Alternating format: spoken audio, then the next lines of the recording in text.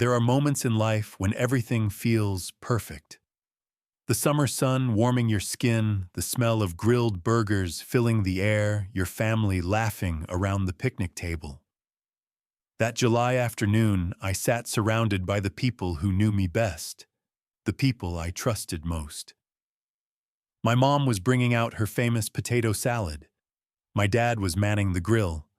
My sister was chasing her kids across the lawn. I felt safe. I felt loved. Then my phone buzzed with a text from my brother Marcus. When I looked up, every single face at that table had turned toward me with eyes I did not recognize. Before we dive into what happened next, I would love to know where you are watching from. Drop your location in the comments below. And if you have ever been wrongly accused of something, this story is going to resonate with you on a deep level.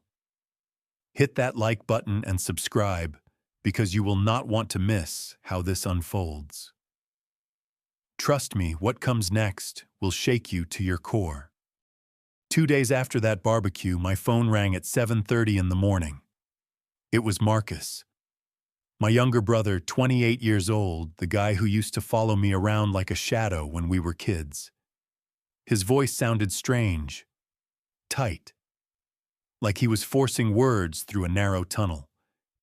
He said we needed to meet. Right away. No explanation. Just urgency. We met at the coffee shop 3 blocks from my apartment, the place where we used to grab drinks after pickup basketball games. When I walked in, Marcus was already sitting in the back corner booth. His face looked hollowed out, dark circles under his eyes. He would not look directly at me. I slid into the booth across from him and asked what was going on. He stared at his coffee cup for what felt like an hour. Then he said the words that would change my entire life. Sarah had accused me of assaulting her. For a moment, I could not process the sentence. Sarah, our distant cousin, 24 years old. She had moved back to town about 6 months earlier, reconnecting with the family after years of living out west. Sweet girl. Quiet. I had maybe spoken to her a handful of times at family events. Marcus explained that Sarah claimed it happened at a gathering last month. She said I had followed her upstairs when she went to grab something from a bedroom, that I had cornered her, that I had touched her inappropriately. My stomach dropped into my shoes. I remembered that gathering perfectly. It was at my parents' house. I had spent the entire afternoon in the kitchen helping my mom prep food. There were at least 5 people who could confirm I never left that room for more than 2 minutes to use the bathroom downstairs. I told Marcus this. I told him there must be some terrible mistake. Maybe Sarah had confused me with someone else. Maybe she had misremembered. Marcus just shook his head. He said Sarah was certain. She had given specific details. She had cried when she told Uncle Dave her father. The family had been debating for the past 48 hours whether to go to the police. I felt like I was drowning in the middle of that coffee shop. The sounds around me became muffled. My vision narrowed. This could not be real. This could not be happening. I left that meeting and immediately called my mom. Patricia, early 60s. The woman who had kissed every scraped knee, who had cheered at every Little League game, who told me every single day growing up that I was her pride and joy. When she answered, her voice was cold, flat. She said they needed space to process everything. That was it. Then she hung up. I called my dad next. Robert, 65. The man who taught me how to change a tire, how to throw a curveball, how to treat people with respect. He did not answer. Then I called Emily, my older sister, 38. We had always been close. She was the one I called when I got my first real job, the one who helped me move into every apartment, the one who knew me better than anyone. She picked up on the first ring. I could hear immediately that she had been crying. She said, "How could you do this to a family member?" I tried to speak, tried to explain, but she cut me off and hung up. I spent the rest of that day in shock, pacing my apartment, trying to make sense of how a lie could spread so fast, could be believed so completely, without anyone even asking for my side. The next morning, I decided to fight back. I wrote a detailed email to my entire family. I laid out exactly where I had been during that gathering. I listed every person who had been in the kitchen with me. Uncle Dave himself had been there for part of the afternoon. Aunt Linda had helped me carry dishes. Emily's husband had stood next to me for 20 minutes, talking about a football game. I explained that I could never do what Sarah was claiming. I begged them to just talk to me, to let me explain face to face. I sent that email to 15 people. Not one person responded. I started calling the potential witnesses. Uncle Dave's number went straight to a message saying the mailbox was full. Aunt Linda answered, but said she did not remember clearly and did not want to get involved. Emily's husband said he thought I had left the kitchen at some point, but could not be sure. Every door was slamming shut. 3 days after Marcus told me about the accusation, I drove to my parents' house, the house where I grew up, where my bedroom still had posters on the walls from high school, where the kitchen table still had the mark from when I dropped a pot of spaghetti in 10th grade. I rang the doorbell. My dad answered. He stood in the doorway like a guard. His face was stone. I asked if we could talk. He said no. I asked if I could at least speak to my mom. He said she was too upset. I told him I was innocent, that I could prove it if they would just listen. He said, "Sarah has no reason to lie. You need to leave." Through the window behind him, I could see my mom sitting on the couch. Her face was puffy from crying. When our eyes met for a split second, she looked away. My own mother could not even look at me. I got back in my car and sat in the driveway for 10 minutes, crying harder than I had since I was a child. Then I drove away. Over the next few weeks, I was systematically cut off from everyone. My phone number was blocked by every family member. I was removed from the family group chat. When Emily's daughter had a birthday party, I was not invited. I had always been her favorite uncle. She called me Uncle Francis the Fun, because I would always bring the best presents and play games with her for hours. I saw photos of that party online.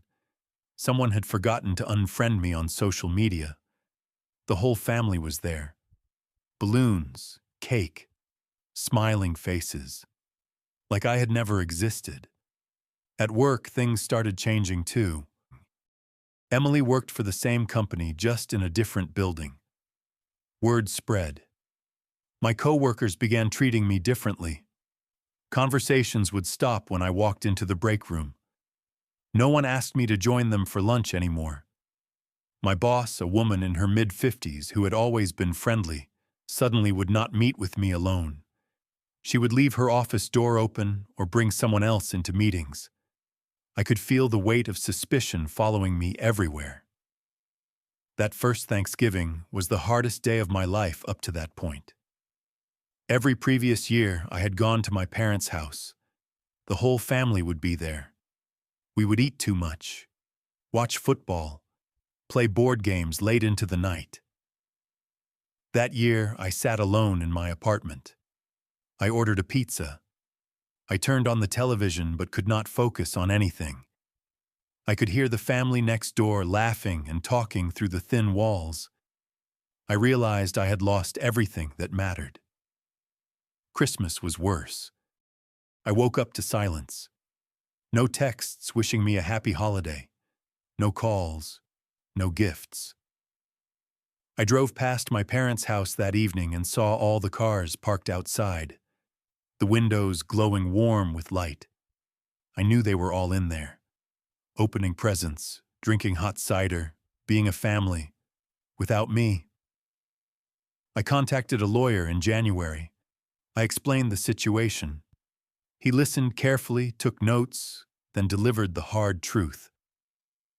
Since Sarah had not filed a police report since there were no formal charges, there was nothing legally I could do. This was a family matter, a he said, she said situation.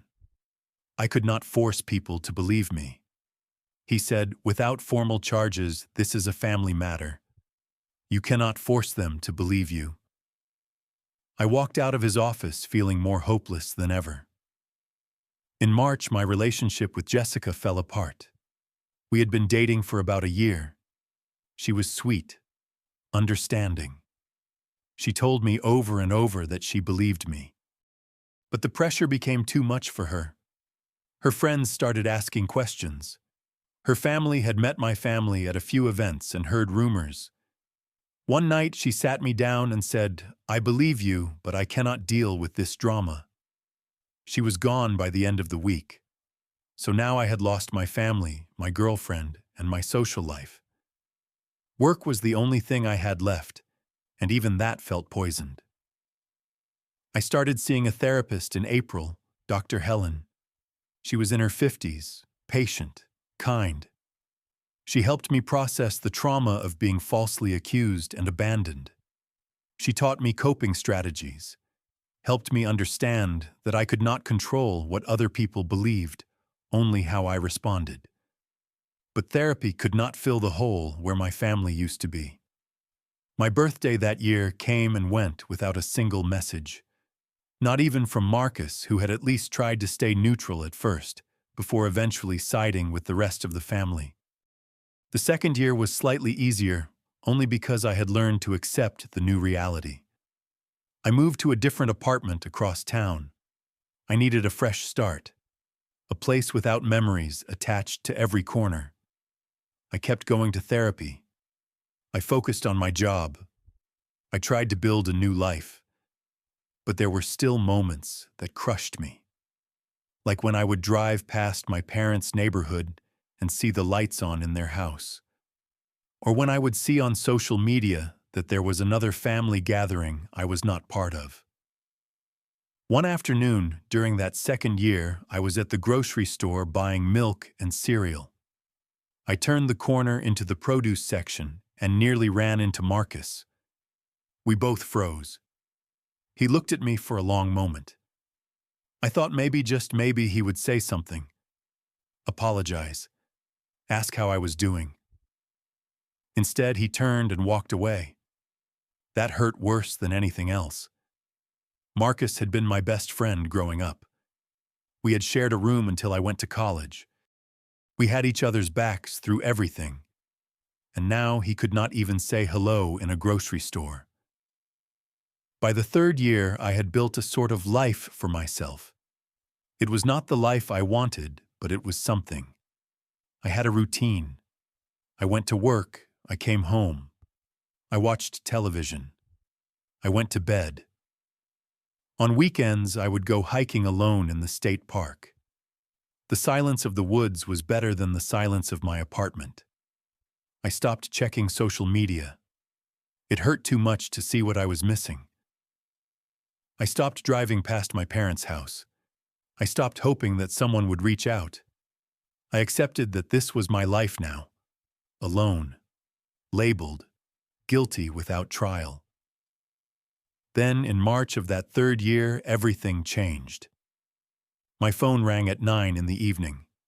Unknown number. I almost did not answer, but something made me pick up. It was Marcus. His voice was shaking. He said, "We need to talk. It is urgent." My chest tightened.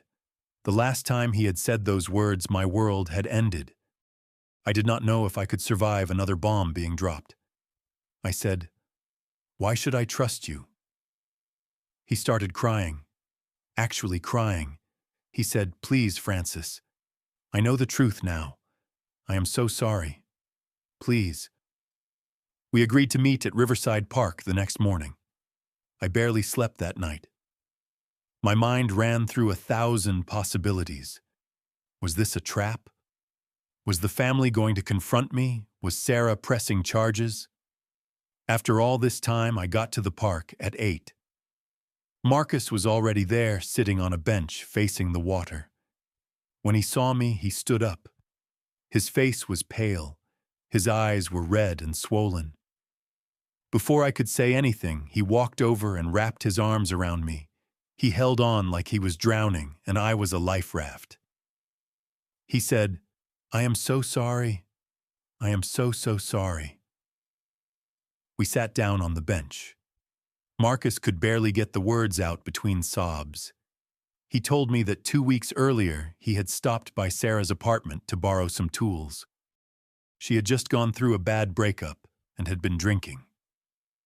He found her on the couch, half a bottle of wine gone crying. He sat with her trying to be supportive.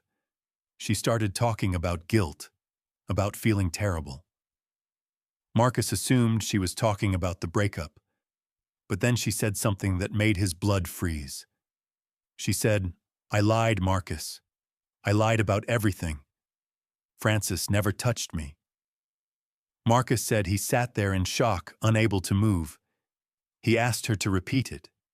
She did. Then she explained why. 3 years ago, Sarah had developed a crush on me. She thought I was handsome, funny, successful. She had tried flirting with me at a few family events, but I never picked up on it. I was dating Jessica at the time and completely devoted to her. At that gathering where the supposed assault happened, Sarah had watched me and Jessica together. We were happy, laughing, holding hands. Sarah's boyfriend at the time, who was also at the gathering, had commented that Jessica was lucky to have a guy like me. That comment ignited something in Sarah. Jealousy, anger, hurt. When she went home that night, she made a decision. She would punish me. She would take away what I had. She crafted the lie carefully, made it detailed enough to be believable, cried when she told her father, acted traumatized. She thought it would cause some temporary trouble for me, maybe ruin my relationship with Jessica, maybe make family gatherings awkward for a while. She had no idea the family would react so strongly, that they would completely cut me off, that it would destroy my entire life. And once it had gone that far, she was trapped. She could not admit the lie without everyone turning on her, so she stayed silent. Let me suffer. Let 3 years pass, until the guilt became too much to carry, and she confessed to Marcus in a moment of drunken weakness. Marcus told me all of this, while tears streamed down both our faces. He said he had confronted Sarah the next day when she was sober. She admitted it again, begged him not to tell anyone, said she would be ruined. He told her she had to come clean. She refused. So Marcus made a decision. He asked to meet with her again, and this time he brought a small recording device in his pocket. He gently guided the conversation until she confessed again, this time with every detail captured on audio. He pulled out his phone and played the recording for me. I heard Sarah's voice, slurred from alcohol but clear enough, admitting she made it all up, explaining her jealousy, apologizing but saying she was too afraid to tell the truth publicly. I sat on that park bench and listened to the recording that proved my innocence, the recording that gave me back my name, my family, my life.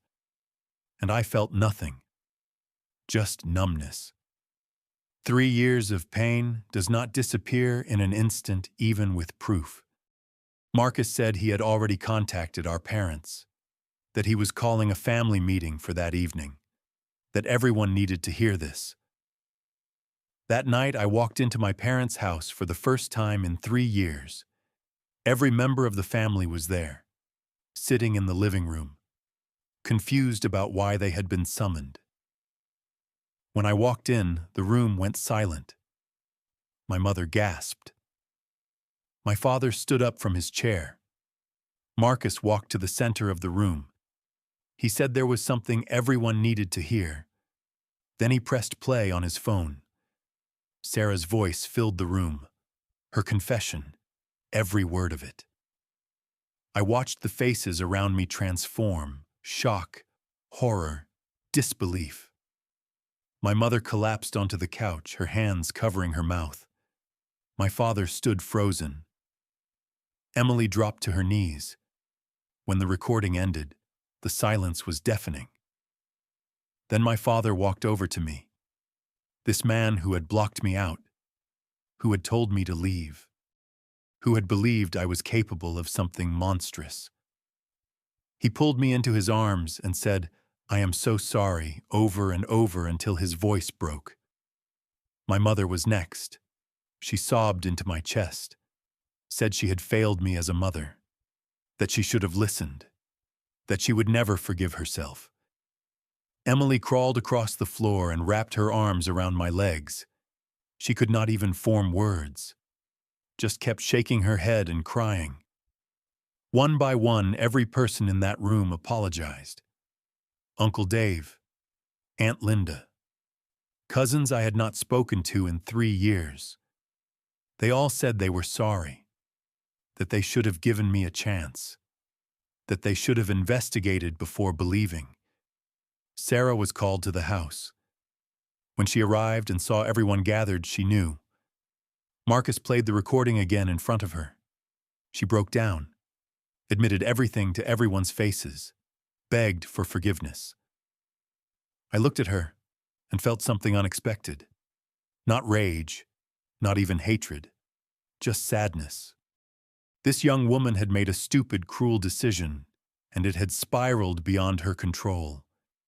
She had destroyed my life, yes, but she had also destroyed her own. She would now carry the label of liar, of false accuser. The family would never trust her again. I did not forgive her that night. I could not. But I also did not want revenge. I just wanted to move forward. The next few months were strange. My family tried desperately to make amends, invited me to every gathering, called and texted constantly, sent cards and gifts.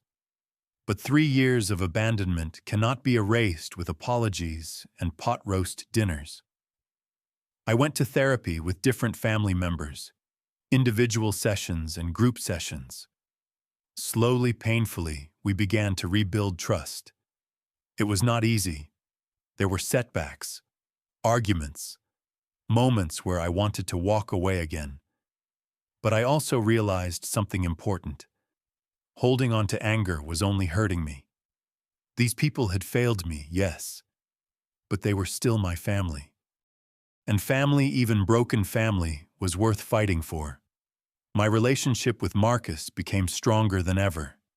He had been the one to uncover the truth, to fight for me, to risk his own standing in the family to do what was right. We started meeting for coffee every week, playing basketball like we used to, slowly becoming brothers again. Emily worked the hardest to make things right. She wrote me a 10-page letter explaining her regret. She introduced me to her kids again. Her daughter, now 3 years older, hugged me and said she had missed Uncle Francis the fun. My parents aged a decade in those 3 years. I could see the guilt etched into their faces. My dad's hair had gone completely gray. My mom had developed a tremor in her hands. They would never forgive themselves, and I knew that. But I also knew they loved me. They had made a terrible mistake, but it came from a place of wanting to protect Sarah, not from a desire to hurt me. By the end of that year, I was attending family dinners again. Holidays, birthday parties. It was not the same as before. It would never be the same. But it was something. It was a second chance. I learned a lot from those 3 years. I learned that trust once broken takes years to rebuild. That forgiveness is not a single moment, but a daily choice. That people you love can fail you in unimaginable ways, and you have to decide whether the relationship is worth salvaging. I also learned something about myself. I learned that I was stronger than I thought, that I could survive complete isolation and come out the other side, that I could choose not to become bitter even when I had every right to be. Sarah eventually moved away. Last I heard, she was in therapy and trying to rebuild her own life. I hope she finds peace. I genuinely do. Not for her sake, but for mine. Because holding on to hatred only poisons the person carrying it. These days I am okay. Not perfect. Not healed completely. But okay. I have my family back, though the relationships are different now. More cautious, more careful, but also in some ways more honest. We do not take each other for granted anymore.